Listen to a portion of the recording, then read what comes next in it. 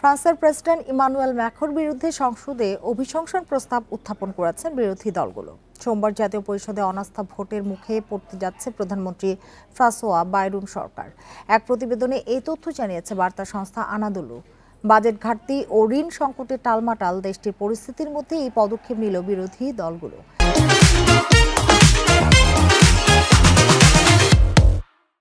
এতে ফ্রান্সে রাজনৈতিক অস্থিরতা আরও বেড়েছে।